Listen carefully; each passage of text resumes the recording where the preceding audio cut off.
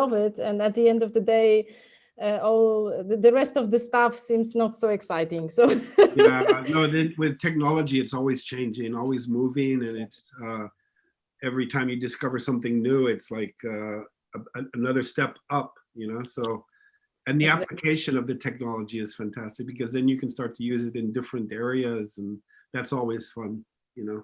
So very good, very interesting. Okay, Frank, so yes. Let's start. Okay. Szanowni Państwo, witamy na kolejnym spotkaniu. To drugie spotkanie po przerwie wakacyjnej, którą mieliśmy. Cieszymy się, że w naszym gronie mamy świetnego designera Franka Stephensona. Witam Państwa Agencja Rozwoju Przemysłu, Bartosz Tokoliński i Paweł Pacek.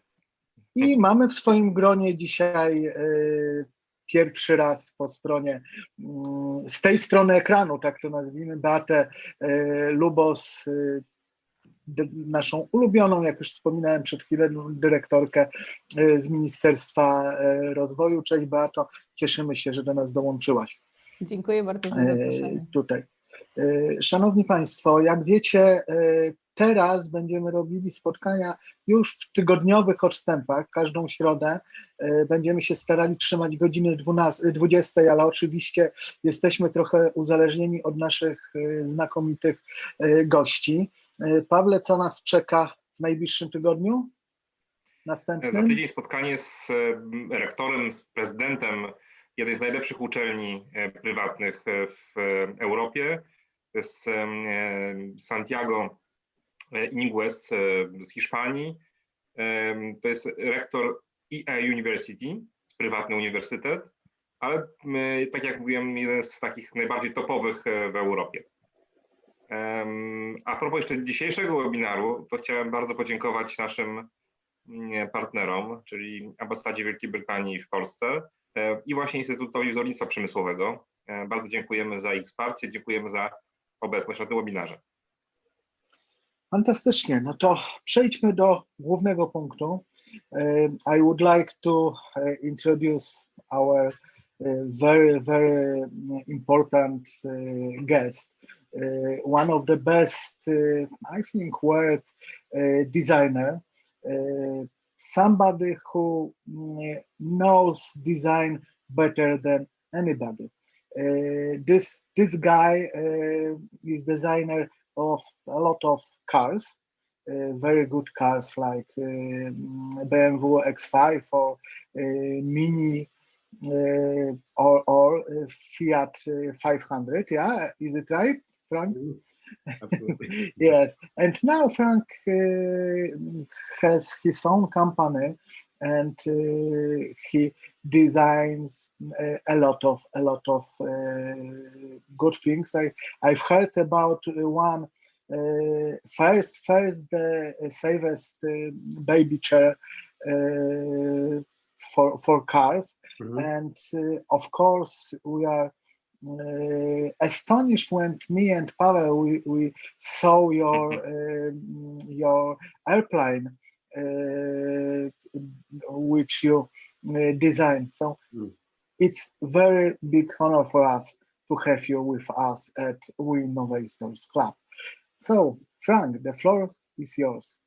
Thank you very much. Thank you, all of you. Thank you, because it's it's an honor for me to speak to you. I've never addressed an audience in Poland, so it's my first time speaking with an audience like yours. So again, I get to reach another segment of the population that is interested in design. So for me, it's I never look at the clock when I'm thinking about design, because time doesn't exist for me when I'm speaking about design. I have to be very careful that I don't go past my time, and you have to tell me to stop talking, because it happens very often. So sorry to interrupt you, but today after your presentation is very important match for Polish people with Lewandowski in the league. So So we have to be in time. Sorry, but No I problem. prefer to hear you than Yeah, to I can watch stay with Reg. you. I can stay with you, Frank, as well. Really. Okay. Okay.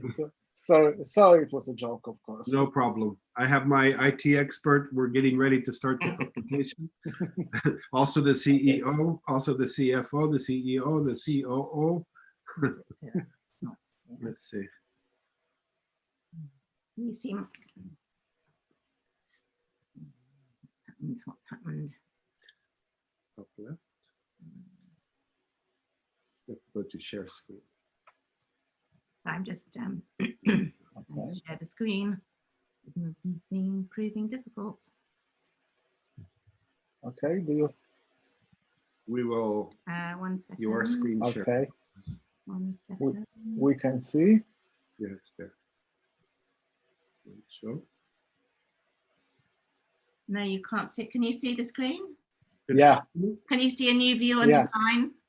It says Yes. a new Yes, you can view. see a picture of Frank. Perfect. Yes. Okay, so With now I'm going to with- step away and Frank will start. And You with just- yellow something. yes. Perfect. yes, this is a very important element of the McLaren P1. It's what keeps the car on the ground at high speed. Okay. The spoiler, Yeah. wing, the rear wing. Good. Okay, so again, thank you very much for the chance and this opportunity to speak to everybody this evening. I hope it's not too late for you. It's probably after everybody's finished working for today and everybody's at home relaxed, I hope.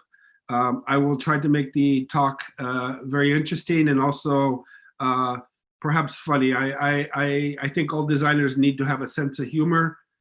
They also need to have a very thick skin because we are always criticized for our work. They say oftentimes that design is subjective and you cannot say that one design is better or worse than another design. That's true. Taste is subjective. Some people have good taste, some people have bad taste.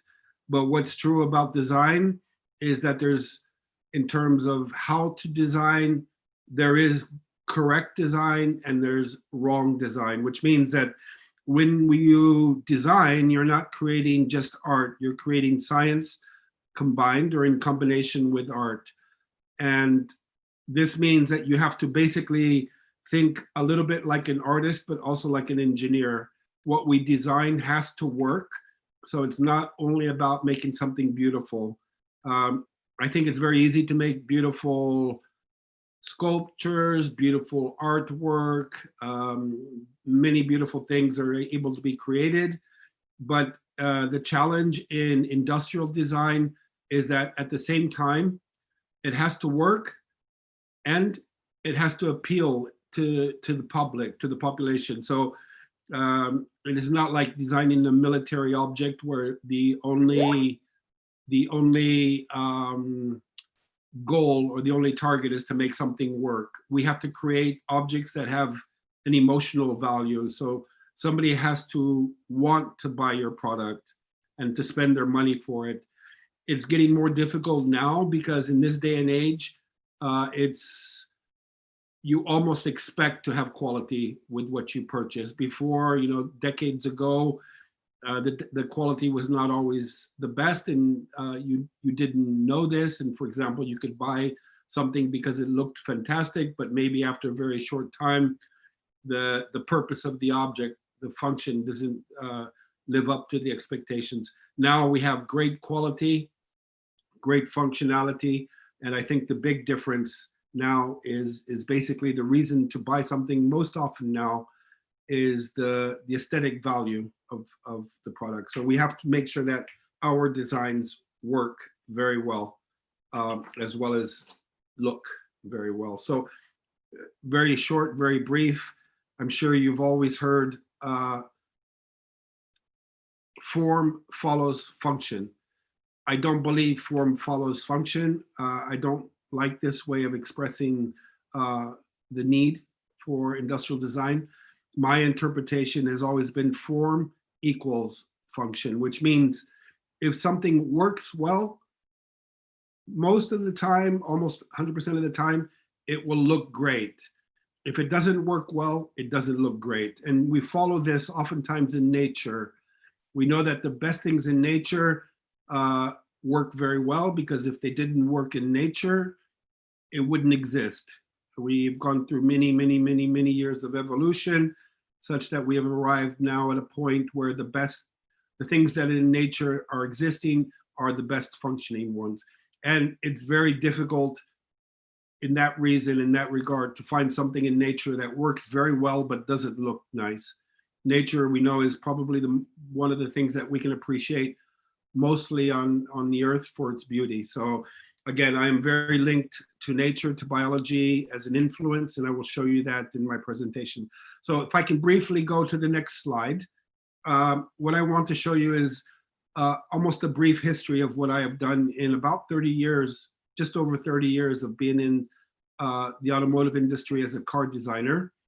I sound American from my accent. I know many people say that, but I'm actually quite international. I was born and raised in Casablanca, Morocco, and I spoke different languages when I was growing up because my parents are international. My mother is Spanish. My father is American with Norwegian ancestry. And we know that Casablanca in the 60s when I grew up was very French also. So I spoke a little bit of Arabic, French, Spanish, English, and Norwegian growing up. Then we moved to Istanbul, Turkey. From there, I finished my last year of high school in Madrid, Spain. Then I began to race motorcycles immediately after high school, and I became a professional racer, motocross racer for 6 years. And then I realized at the age of 22 that I needed to do something maybe longer lasting for my life, my career. If you race, at some point, you will probably have many injuries that don't allow you to stand up straight or to walk correctly later on in life. So I stopped and went to study car design or industrial design in California, in Los Angeles, in a university called Art Center College of Design.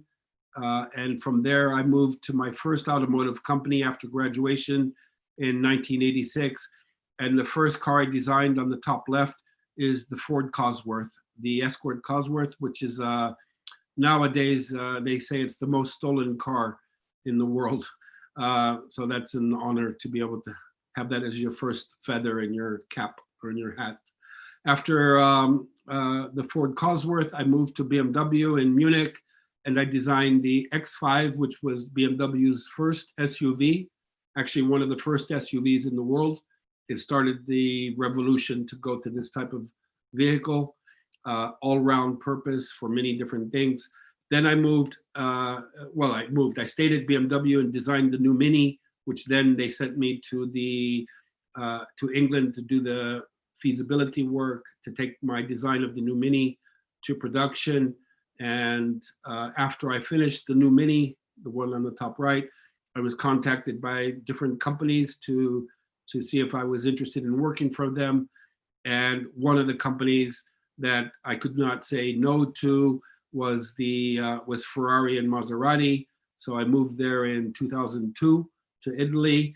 If Ferrari calls you to work for them, it's like the Pope in Rome or in the Vatican telling you to come to the Vatican. You don't say no, you go. So I went straight to Italy and I worked there until 2008. In the last part of 2007, 2008, I did the Fiat 500, which you see on the left, the white car. This was a car that was needed very quickly to save Fiat and to put them back into selling cars. They weren't selling very well, and the economics of the company were very bad. And so they needed a big hit, international success very quickly. So the Fiat 500 was developed in extremely short time, but also very successful throughout the world.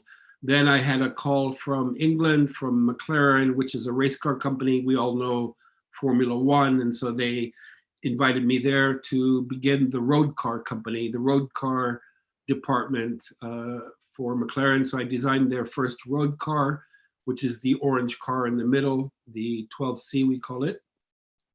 And then I stayed with them for the next almost 10 years. I designed the rest of the cars for McLaren. So a sports car, a supercar, and what we call a hypercar, which is basically the hypercar is the segment like haute couture in fashion, where extreme is not extreme enough. You have to go completely to the opposite or the far side of the spectrum to develop something that is almost the best representation of what your company can do without worrying about the cost or the budget or anything like that. So the McLaren P1 was the car that I did that you can see on the right, almost on the bottom, but just one up, the orange car.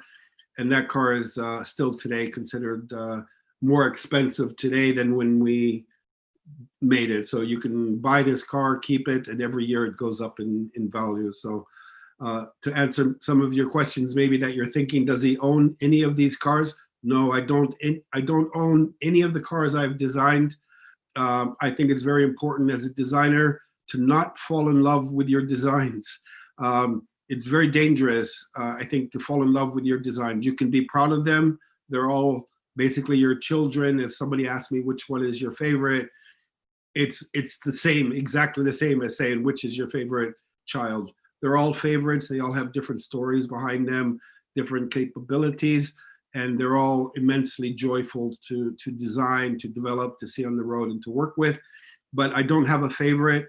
But I don't own my cars. I don't own my design simply because I'm not interested in cars as much as people think I am. I love the process of design. I love the process of the creativity and the curiosity to arrive at a design like this.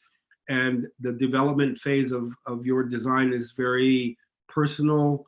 It's almost sensual in a way. You're creating a baby, and then you present it to the world. You take it out of the hospital, you show it, and people say if they like it or they don't like it. And the truth is normally in if the product sells well and it's successful. And this is what brings the joy to me, not so much needing to drive the vehicle, but to see it actually in real life, seeing other people enjoy it. So of course, it's a fantastic profession to be in, a lot of satisfaction, but after 30 years of designing the full range of automobiles, from your basic, let's call it A to B car or basic city car, all the way to the hyper exotic cars, when you have done it, then you look for something more challenging. And I left the automotive business 2 years ago to establish my own company, design company. And now I don't have people telling me, like the marketing department, design this or design that. Now I can choose. So after learning the skills of designing an automobile at the different ends of design, so from where the cost, you have to be very cost conscious, to where the budget doesn't matter, you just have to show the best technology. All of this has been a very excellent learning experience for me, now that I can apply this experience to other products now that can reach more people. So what I want to speak about today briefly is, we don't have so much time, but I think in general, what we have to consider today, much more than we have ever considered it before, is not just the economics of the design or the acceptability of the design, but the responsibility of delivering a safe product, something that encourages or improves the safety of the product. So I have titled it A New View, Safety by Design. And the first thing I want to explain is that the cars that we've been seeing, it has only taken us 60 years, approximately 60 years of our history to get to the position that you see on the screen right now, where the roads are absolutely saturated, clogged, and making life actually more difficult now, more stressful. So this is a condition that today we have to find solutions for. We cannot just continue to put more and more cars on the road.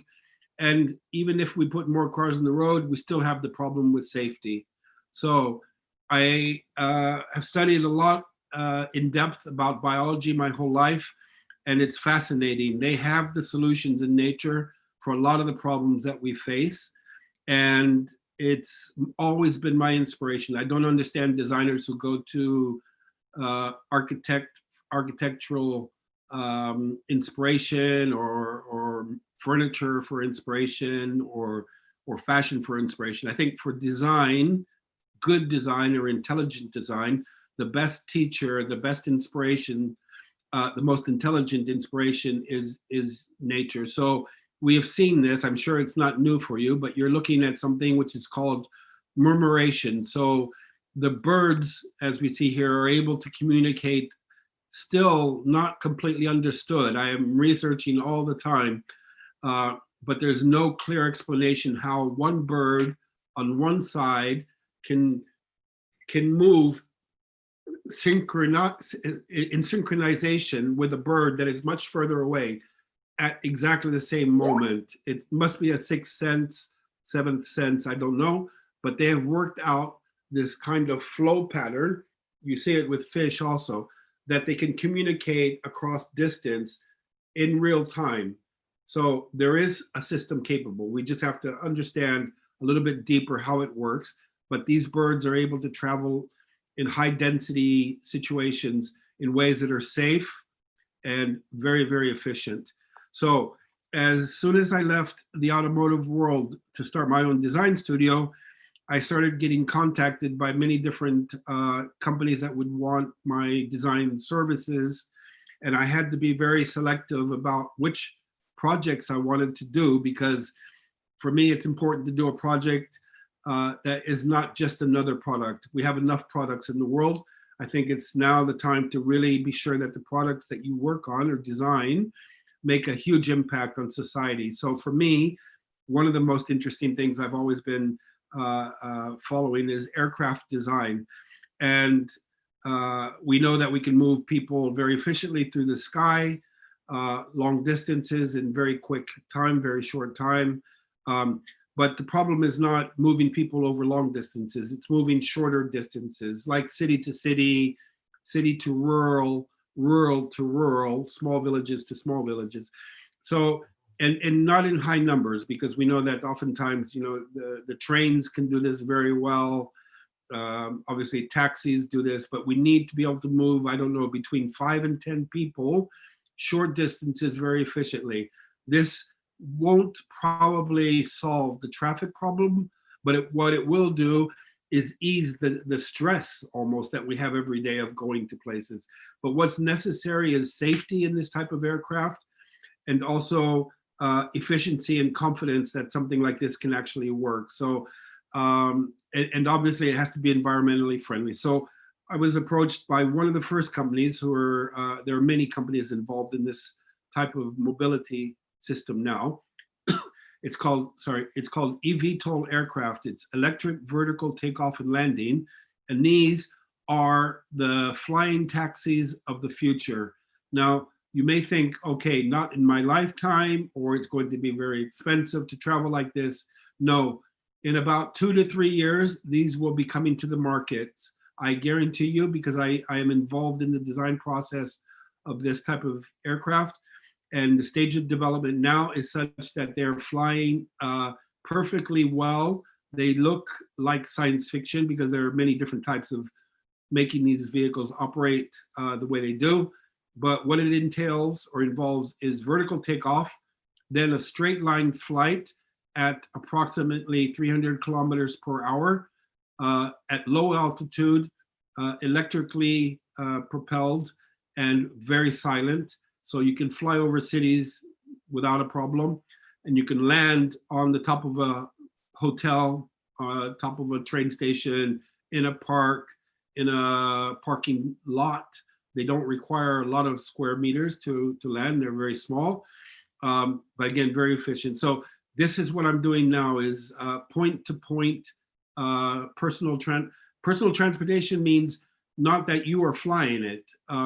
The safest part of these airplanes is the fact that we won't have pilots to control them, because the most often occurring error for catastrophic flight is oftentimes pilot error. So there will only be a program that says you can lift off at a certain time, fly in this direction at this altitude which is reserved only for you and your companions on the flight, of course, and you will land at this time. So the flight is absolutely programmed and observed by the flight agency. So not a private flight, so you cannot have your own aircraft. It will be used by companies that are sponsoring this or using this. And typically, in terms of value, costing, the target is that it will cost about half the price of what a regular taxi would cost. So if you were to take an Uber for 100 euros, that journey on this type of aircraft should cost about 50 euros. And I know it sounds ridiculous, but or very cheap, but the fact is the infrastructure is very small. What is needed to make this work is very small compared to roads. The cost of building infrastructure for a road network, it's very expensive. With this, all you need is basically the aircraft itself, a takeoff point and a landing point, and that's it. So it should not be very expensive at all. The challenge is basically finding the space. So you will be seeing landing ports like this in the future in cities and locations where it makes sense. You can imagine a large city having perhaps 5 of these locations, so it's easy to get to your last mile, as we call it. So after you land, you don't want to go too far to your end destination. So maybe cities will have a few of these in different parts of the city operating. And then the challenges that I mentioned, first of all, is the enormous safety factor that has to be incorporated. So airplanes today, we know are the safest, is the safest way to travel. Airplanes travel all the time consistently with very, very few what we call catastrophic failure. They operate at 10 to the minus 6. So in 1 million hours of flying, you will probably have one incident where potentially something catastrophic could go wrong. So 10 to the minus 6 is what airplanes use. These will be certified at 10 to the minus 9. So that is a huge step up in terms of when something could potentially go very wrong. And even in the fact that something could go potentially wrong, there's what we call redundancy in the design, which means one single factor cannot make, one single bad incident cannot make the plane crash. There will have to be more than just one single factor. So that will raise the level of safety over and above what we have today in the aviation industry. The other problem, of course, is degraded vision environment. So we have to be careful in terms of things coming into the path of the airplane, perhaps bird strike, as we call it, or things that should not be there. But then we are looking at ways to observe that before an incident can happen. These type of aircraft will be certified and homologated and legal by 2 different agencies. One is the European EASA, European Air Safety Administration, which is responsible for the skies over Europe, and one is the North American, which is FAA, Federal Aviation Administration. So they will be absolutely fine to fly in. I know people, when we introduce new technology, it's always a scary thing. We know, I mean, the simplest fact or simplest case is when we went from horses to cars in the late 1800s to the 1900s. People didn't believe that people were made to go so fast as they could in a car. They often said that if you asked somebody from the 1800s what would be an improvement to their transportation, they would say a faster horse. And then when we moved to the cars, people were a little bit fearful at the beginning, but eventually it's become the normal way to travel. And same with this type of aircraft. Perhaps the older generations won't be so willing to be the first ones to travel like this, but the young generations will, I'm sure, be very, very anxious to, very eager to fly like this. And of course, the more you fly, the more the confidence builds up, and eventually it will just be another way of transportation, mobility. So the other point of view that we have to look for as designers is what we call the circular economy of design.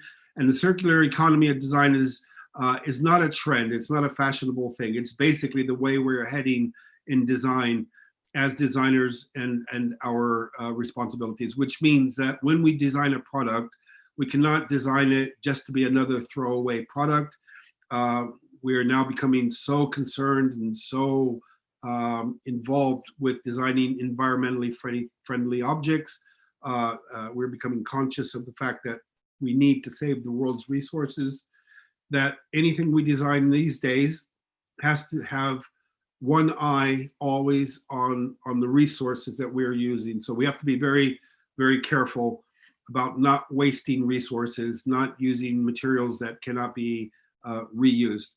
And why am I explaining about this? Because the second project I am working on, or have been working on, is to introduce into society, into the world market, a product that has not changed in safety technology since the year 2000. So we're in the year 2020, 20 years of no new technology in the baby car seat market. So the infant car seat market, if you research it, you will discover that many accidents actually happen and have a very, very negative impact on the child, even though they're in the baby seat.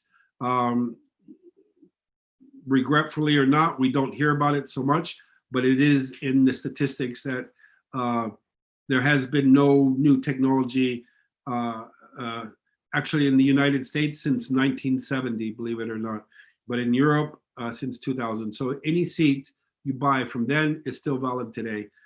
So that means that there's been a serious lack of innovation in the baby car seat market, which is a shame, because in 20 years we've moved so far on in technology that it's absolutely no excuse for this in this market. So I've been contacted by a company that is basically preparing military, or let's call them armored vehicles, that when an armored vehicle in an aggressive situation goes over a landmine and the landmine explodes, the armored vehicle typically is fine. It moves a little bit and it's fine. It has very thick armor and very protected. But the energy transfer of the bomb, of the mine going off, is transferred inside to the vehicle and oftentimes kills the passengers on board. So many deaths occur because of this high energy absorption that goes through the vehicle to the passengers on board, typically soldiers. So there is a development that has been done on designing a very small box, if you want to put it that way. It's not a box, but it's like a box that is capable of absorbing very, very high numbers or amounts of G-force, of energy. And this is now used all over the world, in the US, in Russia, in China. All of the big military defense forces around the world use this system within their armored vehicles to absorb the energy impact transferred from that explosion. And now it's completely reversed the safety now of these vehicles, such that the passengers now can easily survive something like this. And now the question has been lately, since a couple years almost, how can we bring this new technology to the market, to the commercial world or the civilian market, in a very effective way? And this is where it's become very appropriate. In the child car seat, the problem is energy absorption, not that they're strapped in or that the seat doesn't hold them in a correct position. It's basically energy absorption. And also the fact that the baby seats today are not recyclable as they should be. So researching different problems of the infant car seat, not only the energy absorption, but they're not intuitive to install. The usage time means that basically when you're finished with it, most people don't want to repurchase your used baby seat, and the user experience is not optimal. So you can see the first passenger seats laws or regulations passed in the 1980s. ISOFIX, which is how you connect the seat in the back seat so it's secure, was developed in the 90s, and then in the 2000s, it's been finalized with regulations, and since then we have had no improvement on child technology. So using this energy absorption technology, without going into too much detail about it, we researched nature and how some creatures in nature are able to absorb energy. And it's obvious, I'm sure you're looking at the screen thinking, well, of course a woodpecker does this. It's made to do this. It doesn't drive, its head into the tree in such a way that it hurts itself. But you have to measure it and understand that the energy absorption is immensely effective on a woodpecker because it's naturally developed in certain areas to be able to do that. So a lot of research into how an animal can do this without affecting any of the organs in a negative way has gone into the baby seat in lateral and in north-south or linear applications. So I think I'm probably going too long, and I'll try to close a little bit faster.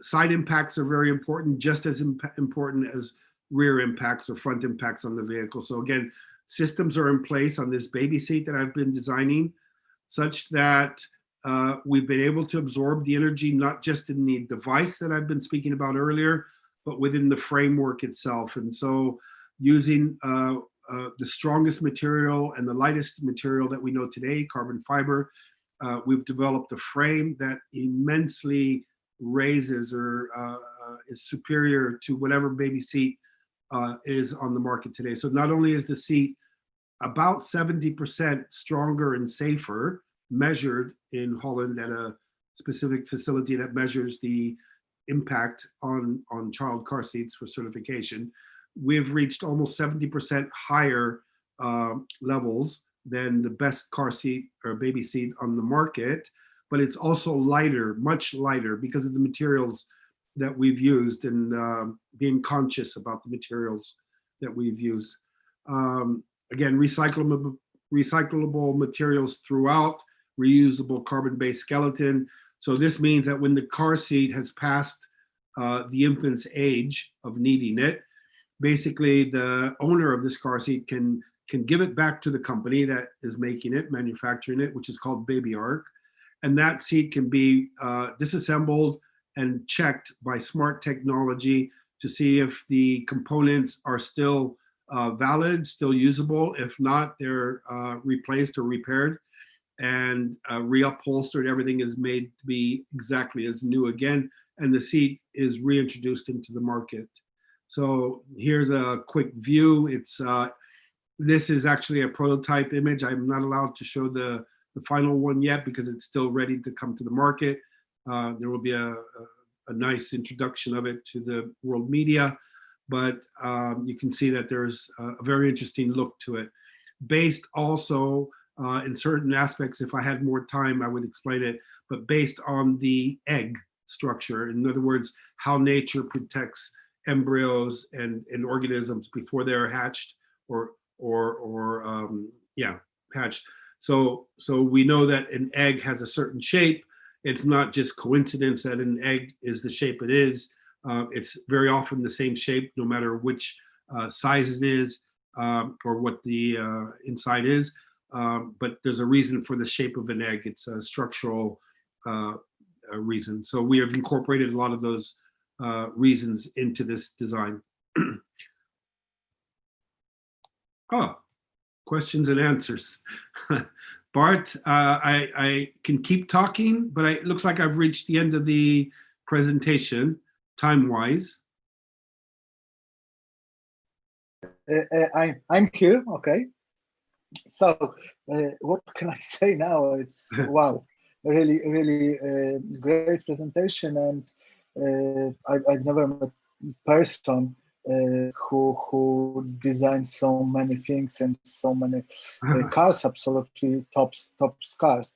I have we have a lot of questions, but I would like to start from a quiz for you. Short quiz. One moment. I would like to show you a presentation. So I will stop you. Okay. And then, okay. I will show you a car, and I would like you to tell us if you know it, and how do you think what it can be. Let's see. Citroën? No, Mazda? no, DS? no. Let's keep going. It's really hard thing. Okay, I will. Oh, here you have a logotype. Probably you don't know it. Because it's a prototype of 2 new Polish cars. Ah, that's why I don't recognize it. Okay, sorry. My mistake. No problem. We have only 2 of them Okay. now. So, Very nice. so it's not a big production, but it's a product of the design was made by Torino Studio. Right. So you probably know them.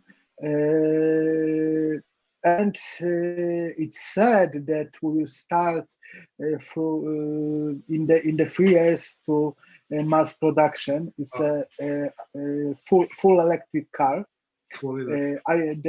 Called Isera. We'll see how it will look like in the future, because 3-5 years it's a long time. But how do you like it?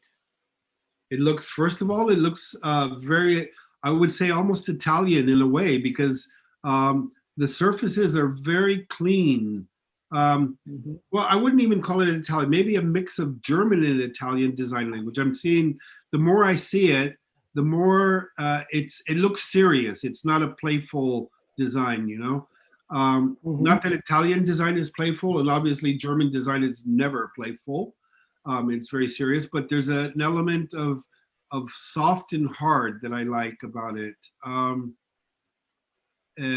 Very clean in a way, almost Tesla-like. They're being almost timeless in that respect.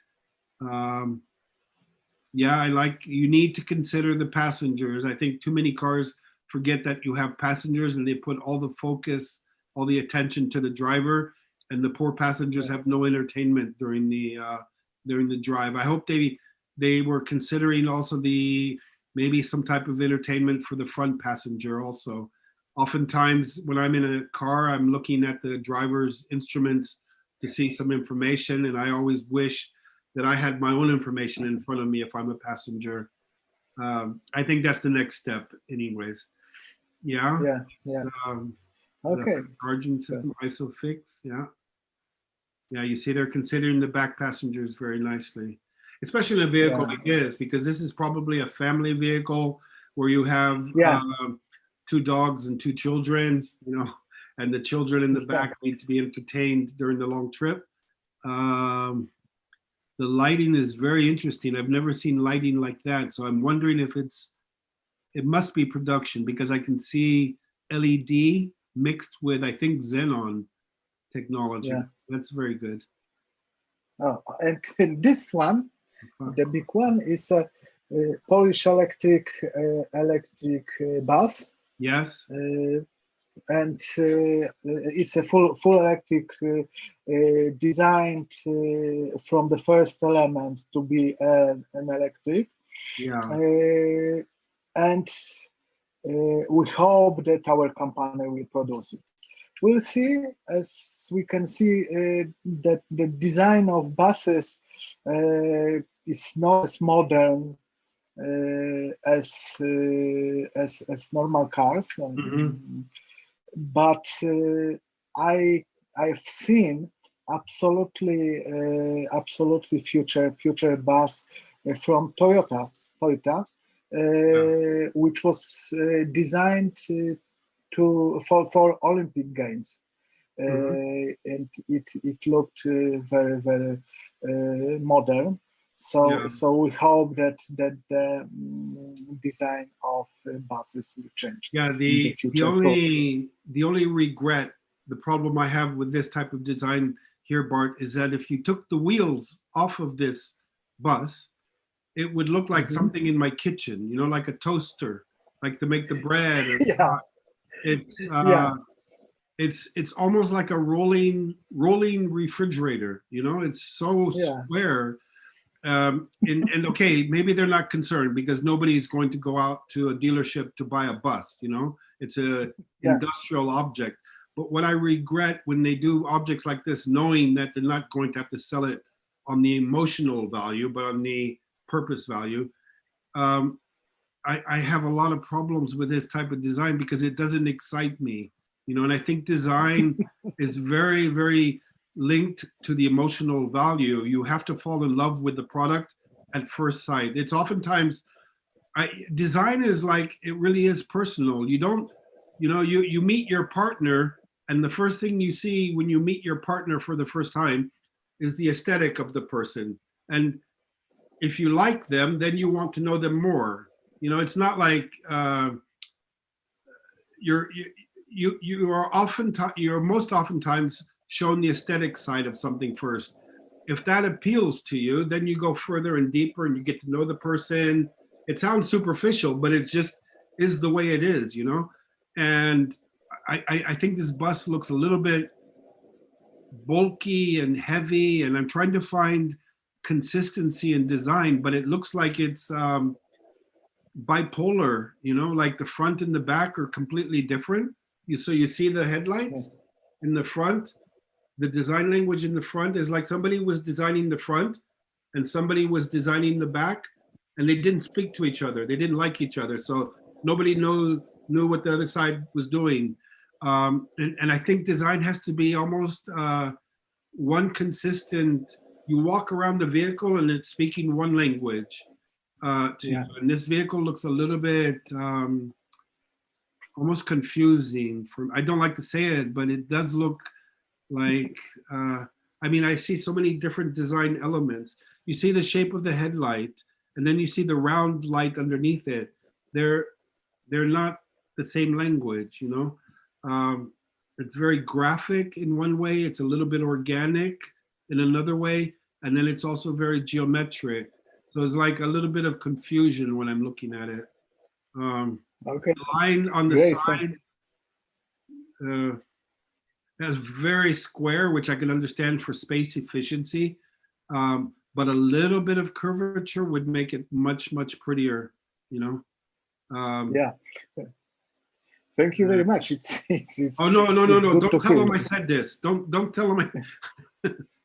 No, it's good. It's good to, you know, we have now prototype, and we know that a lot of works is yeah, you see the yeah, the top also needs to be more integrated. Maybe that's the air conditioning unit, but there's no connection of the top venting or air conditioning unit. There's no integration in the design. This could look a lot better. I mean, it could be integrated much easier, I think. You know, sometimes they're driven by time, by cost and things, so they have to accept a lot of compromises. But the designer is the person who least wants to compromise on the design. It's always the next level is, okay, you're a dreamer, you see it like that, but in reality, it's too difficult to make it like that, or it's too expensive. Okay, you back off, and then this is what you have. So, but again, you don't have to sell this to the public. They just have to get on and be comfortable. So maybe that's the reason. Okay, so let's go to question from our audience. So we have a lot of questions. I think we cannot ask you every question because we don't have 4 hours or something like that, I think. But I will check it. So the first question, Frank, is what are differences between a car designer and fashion or interior designer? Do you regard yourself as an artist or as a craftsman? I don't regard myself as an artist per se, as exactly an artist. for the reason I mentioned at the beginning, because an artist just needs to do something that's interesting. A designer has to make that interesting and beautiful product function. So it's easy to draw a beautiful car. You can draw beautiful cars all day long, but the problem in car design, for example, is you have to follow regulations, and the car has to be safe and legal and conform to certain laws of design that you cannot change, because that's what they say you must do. So the artist has the liberty of expressing himself however he wants to express it. He has no boss, no legislation. He can use the color he wants. He can make the line go in whatever direction he wants to make it. Designers have to work within certain constraints. So that is what some designers hate. But then again, there are some designers that love that, because it's the challenge of finding the loophole. How can you get around that problem? I think in fashion design, the only real correlation with fashion design and car design is the fact that as a car designer, you have to be aware of materials inside the vehicle, because when we do the seats, for example, or the materials on the side of where you put your arms and things, these all have to use material like cloth or fabric or leather or whatever material you can research and find. The challenge is to find always a new material in the automotive design world, because we cannot continue to use the same luxury materials, for example, that we've considered for many years. Like leather is considered luxury, wood is considered luxury, alloys, different types of alloys are luxury. Fabrics, now that we're moving to the environmental side, we have to find fabrics and leathers that are like biofabric or bio leathers, you know? So we can 3D print materials, as well as in the fashion world. I'm sure the person that asked the question knows that fashion is now moving to 3D printing also. It's very interesting because you can be very intricate with the material, chain link type structure. But again, yeah, it's very difficult to find a combination between the art world and the industrial design world. The only connection on the industrial side, I think, is that whatever you design and works has to be emotional. I keep repeating it, but I'm sorry, it is emotionally stimulating for the buyer. Okay. Beata, do you have a question to our guest? I know you have all the time. You have questions. I have plenty of questions, but for the sake of time, I will just ask one. Okay. We are extremely interested from the government points of view to stimulate, encourage eco-design. Mm-hmm. Do you have any hints for us? I mean, how to, on a mass scale, inspire people with eco-design, how to do it in practice? Any? Yeah, I mean, a lot of companies are looking for ways to go in this direction, and they're asking their employees to become creative in this direction, to create ideas in this direction, to think in this direction about eco-friendliness. A lot of companies are doing this, but one of the things that I would say is much, much more important to instill into the workforce or into the employees is not so much creativity, which is extremely important, but more important than creativity for me is curiosity. You have to have, you cannot just tell somebody be creative. They don't know how to suddenly turn the switch and become creative. The way to become creative is to be curious. And the thing with curiosity is we are all curious.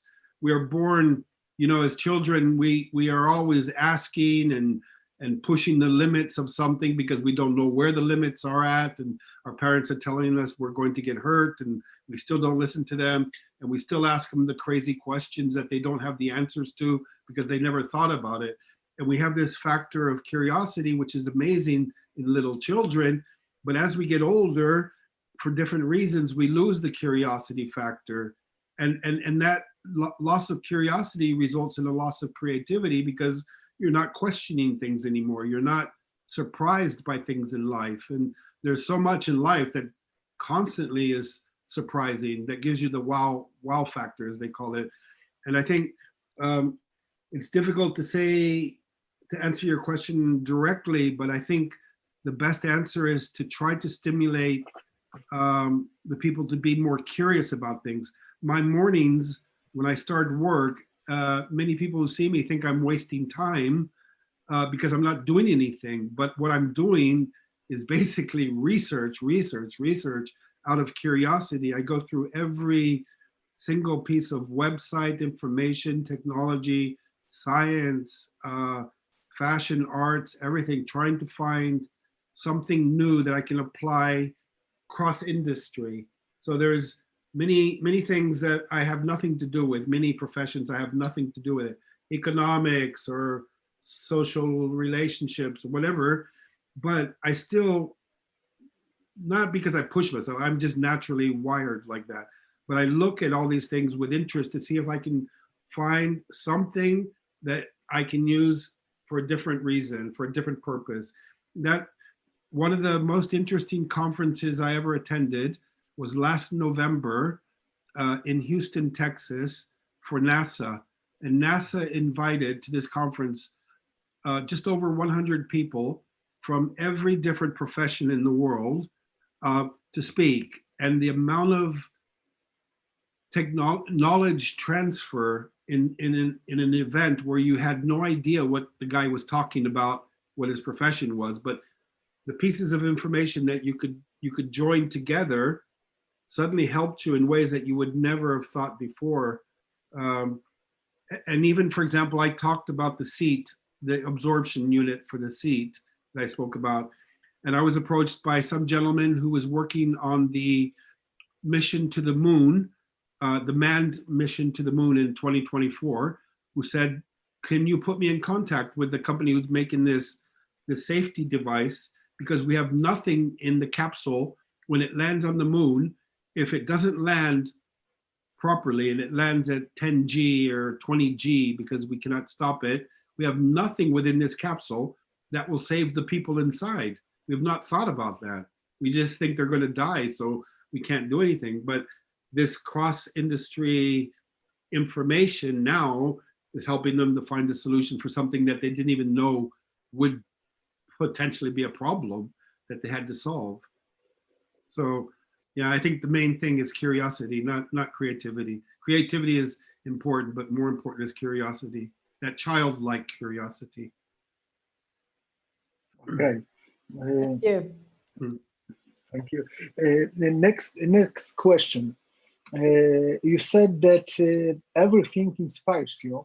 So when you hear Poland on Poles, what are your associations? Is there anything inspirational in those terms, geographically, culturally, etc.? Do you have any? Not particularly. I mean, I've never been to Poland, so I can't speak on the personal side about what inspires me. The history definitely inspires me.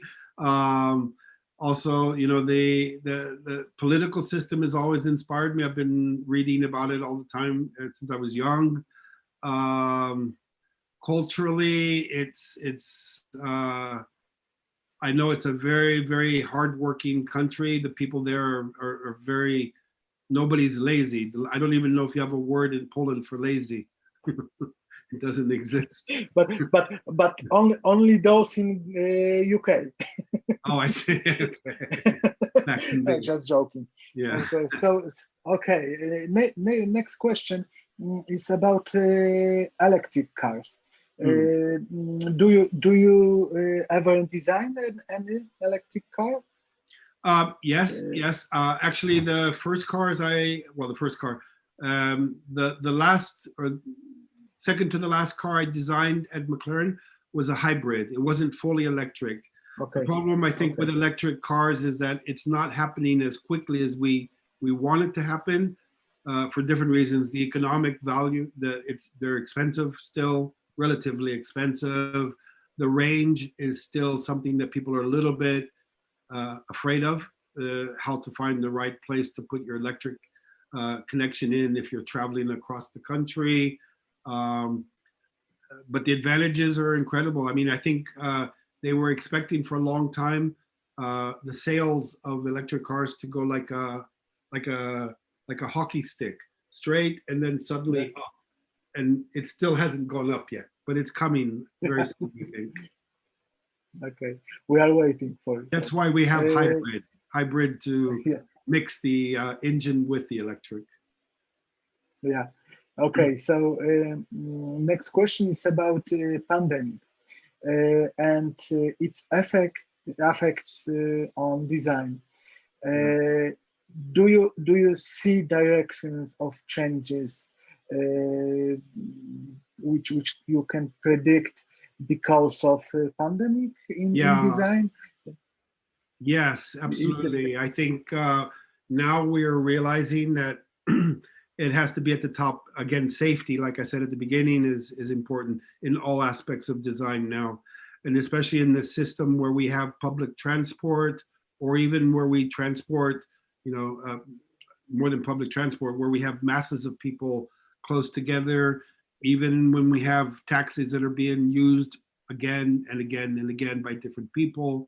So as a designer, we have to look for solutions. I am already starting to think on interiors of the airplanes that I'm designing, how to create the option, not forcing it onto the passenger, but creating the option of having them separated as much as possible from the other passenger next to them without eliminating space, without needing more space. So again, details are a little bit, I can't explain how to do it design-wise, but it can resemble staggered seating. So you don't have side by side, you have offset seating, you have protection shields that go all the way up to the ceiling. It's not nice design. That's why the problem is, as a designer, you don't want to separate people or give them a feeling of fear or worriness. You want them to be in a comfortable, happy situation. So some of the other ways we're looking at is when the vehicle is empty, you can raise the heat inside the vehicle to a temperature that is not bad for the material of the designs, but it raises the heat level inside the vehicle when you're not in it to a point where it can disinfect or decontaminate the vehicle inside when it's not in use. So it's fresh every time, There are different ways. I mean, it's early days still, but we need to be sure that the materials we use, for example, there are materials that are coming onto the market now that are self-disinfecting. So you can touch an object, and after you touch it, it basically cleans itself. So often things like door handles, buttons that you have to press, those are all the materials that are being developed now are such that the contaminants, the bacteria, the viruses, whatever, cannot live on these surfaces. So it is critical. It is very, very critical. I mean, even before the pandemic, I think it's one of the things we think of as designers. You have to, but it wasn't so critical as it is now. And so I think the new designs that we're starting to produce will reflect consciousness about this. Absolutely. Okay. Thank you very much. The time is going, and I will ask three last questions. Sure. If I can do it. No problem. Okay. So first one is from our corporate lawyer about copyrights and violations. So do you have any experience with sued anybody, individual or company, for violation of your copyrights? Yeah, it depends. So, on a large scale, it's fine. We have a lot. I've had problems with China, obviously. China is the big culprit, the big elephant in the room when you speak about copyrights and patents.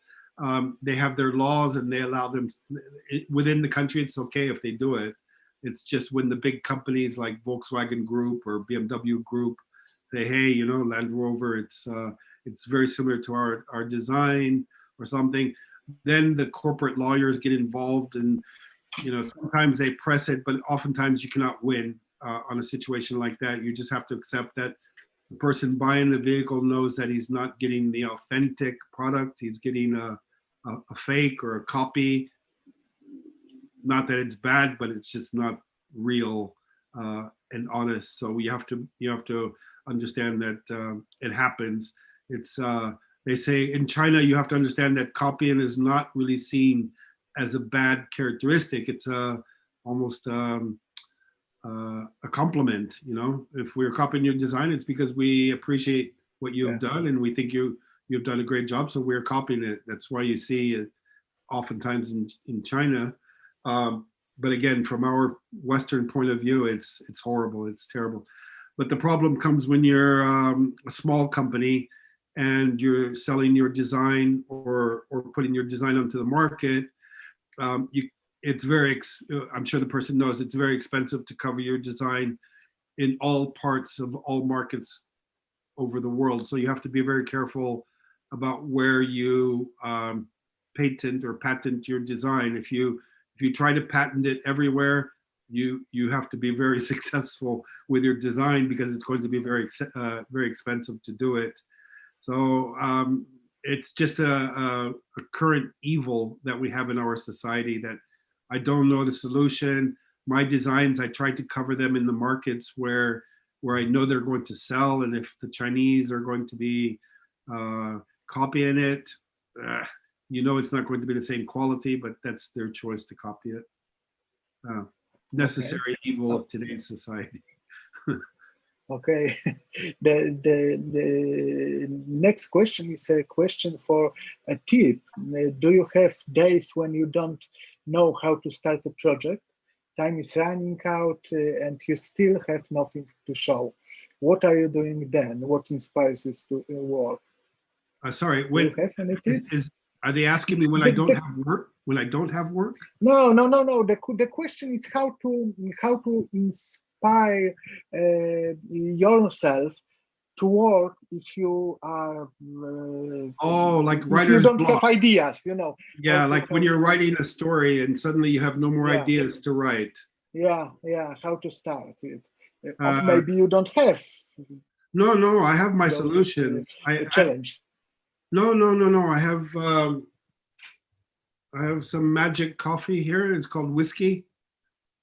I stop, I smoke a cigar.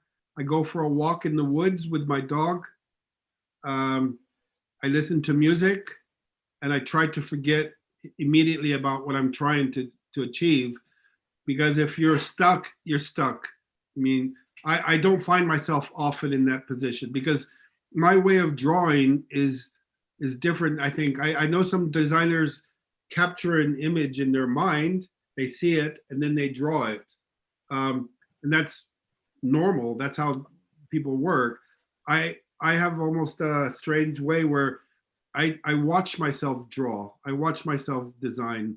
I'm only like an observer sometimes. I detach my brain from what I'm trying to achieve. So I just let my hand work and I watch my hand design. So I'm not forcing myself to draw something. It's like not forcing yourself to write a song. Just write something. Don't think, just write. And sometimes that is a very easy way to see something that comes out that you never expected. If you push yourself when you're not feeling good, the results aren't going to be very good. So either disconnect with whiskey, cigar, walking in the woods, sleeping, listening to music, or just draw, or just design, or just write, or compose without thinking. Sometimes you get very surprised by the results like that. Okay. Yeah. Thank you very much. The next one is not a question, but one attendee would like to say that if sure he, I don't know, could be a baby, sure he would like to drive a car while sitting in a baby ark.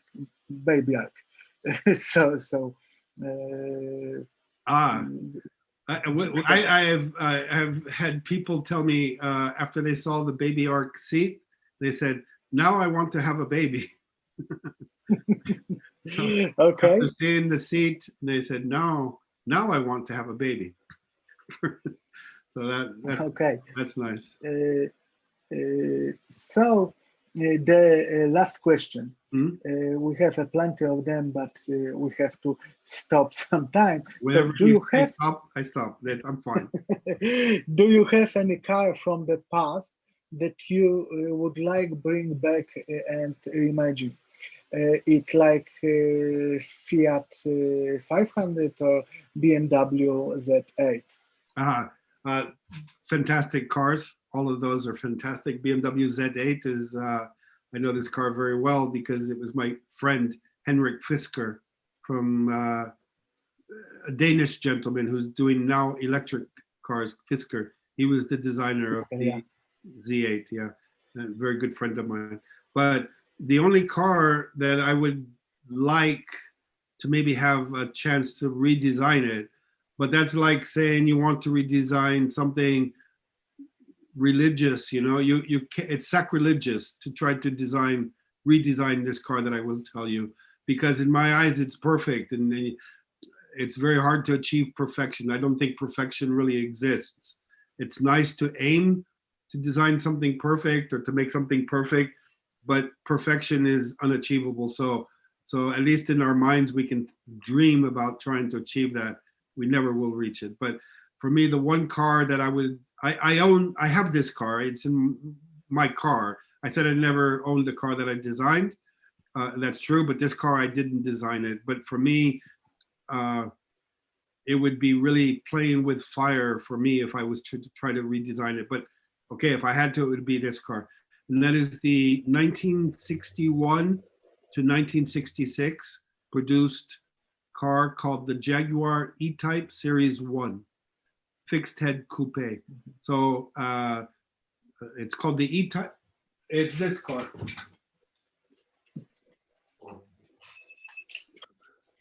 Oh, okay. Yeah. So okay. This car for me is amazing. It was, for me, it's almost the most perfect. Again, not everything I like on this car, but it's almost as close to being perfect as I could imagine a car being. And yeah, that would be my choice, maybe. Okay. So we are waiting, but you have to talk to Tata, because Jaguar is Tata. Well, I mean, it's typical. Most designers, if you ask a designer, in the top 3 designs of all designers, I think is the Lamborghini Miura, they call it. Yeah. And so this is considered one of the most beautiful cars too. But for me, it's the proportions of this Jaguar E-Type are perfect. After the Series 1, they ruined it. You know, they had the 1.5, the Series 2, they were disasters. It has to be the coupe, not the Spider or not the Cabriolet, because then it looks like they cut off the hand or something, and it's not complete. But and the interesting thing about that car, Bart, is the car was not designed. It was made by a man called Malcolm Sayer, and he was not a designer. He was a aerodynamic engineer, and he made the best shape he could make at the time when they understood aerodynamics. He made the best design shape he could make for an aerodynamic car. And because it was perfected in the wind tunnel, that was the look of the car. He didn't try to make it beautiful, but he tried to make it beautifully, or work very well aerodynamically. So this was the result. And so you can see when a car it works very well, it looks beautiful. You have to try very hard. You have to try very hard to make something that works well look ugly. You have to put extra effort to make it look ugly. And regrettably, a lot of people do that. They put a lot of work to make something ugly. There are a lot of fantastic cars, but you know, the designers have gone too far to try to I don't know, to destroy the look. Perhaps there's some good examples, but yeah. Okay, so Frank, thank you very much for a great evening with you. Great presentation. It was really big pleasure to have you with us. I really I'm really astonished your projects, and I've never met a designer with so many projects in his or her portfolio. Thank you. So thank you very much that you were in a WeInnovators Club. Yeah. I hope we will be in touch in the future. Maybe we'll ask to help us with our bus to make it better. Send me some questions. I can maybe help you with my opinion. It's not always, everybody has an opinion on design. That's the problem. Everybody. Of course. But but you have more experiences than anybody in Poland, so